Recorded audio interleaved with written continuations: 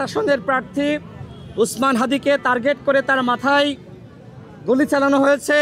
তিনি গুলিবিদ্ধ হয়েছেন, এই মুহূর্তে ঢাকা মেডিকেলে ভর্তি আছেন এবং আমি শুনেছি তিনি কোমায় আছেন, অর্থাৎ তার অবস্থা ভালো নয়।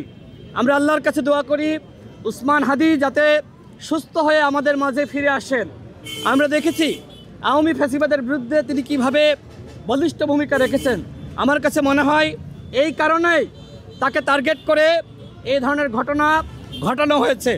আপনারা জানেন এই ঝিনাইদহ জেলাতে দাঁড়িয়েই আমি বলেছিলাম, আপনারা সাংবাদিক ভাইরা জানেন যে আওয়ামী লীগের এবং ভারতের একটি চক্রান্ত রয়েছে নির্বাচন বানচাল করার, আর এই লক্ষ্যে 50 জন প্রার্থীকে টার্গেট করে কিলিং করা হবে। এ ধরনের ঘটনা ঘটা শুরু হয়ে গেছে না? তার মানে যদি আপনারা ফ্যাসিবাদ মুক্ত নির্বাচন না করতে পারেন, ওই ফ্যাসিবাদের দর্শকদেরকে নির্বাচনের সুযোগ দেন, এই ধরনের অসংখ্য ঘটনা ঘটবে। নির্বাচনকে কেন্দ্র করে এবং নির্বাচনে অংশগ্রহণ করার সুযোগ পেয়ে তারা কিন্তু মূলত নির্বাচন করবে না, বরং নির্বাচনকে বানচাল করবে। আজকে উসমান হাদিকে যেভাবে গুলি করা হয়েছে, আমি এখানে দাঁড়িয়ে কথা বলছি, আমাকেও তো টার্গেট করে গুলি করা হতে পারে না? সুতরাং আমরা যারা নির্বাচন করতে চাই তারা কোনোভাবেই নিরাপদ নয়। অন্তর্বর্তীকালীন সরকারের উদ্দেশ্যে বলতে চাই, আপনারা কি করলেন? এই 16 মাসে কেন নির্বাচনের পরিবেশ তৈরি করতে পারলেন না? আজকে আমার ভাই রক্তাক্ত বাঁচবে কি মরবে আমরা কেউ জানি না।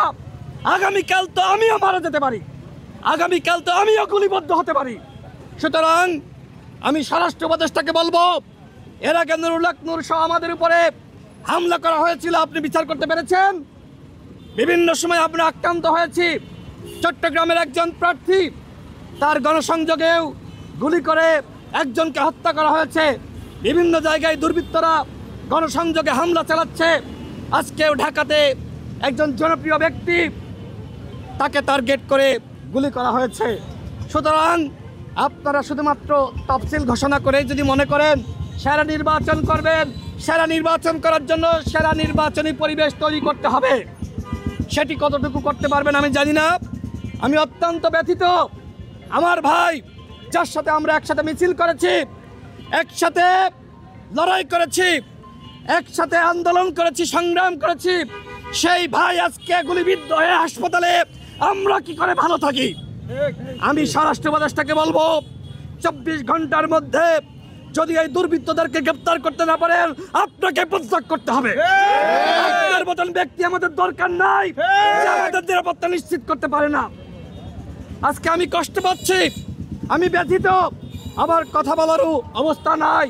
তারপরে আপনাদের উদ্দেশ্যে বলছি যে এই নির্বাচন তখনই সুষ্ঠু হবে যখন প্রার্থীদের নিরাপত্তা এই সরকার নিশ্চিত করতে পারবে।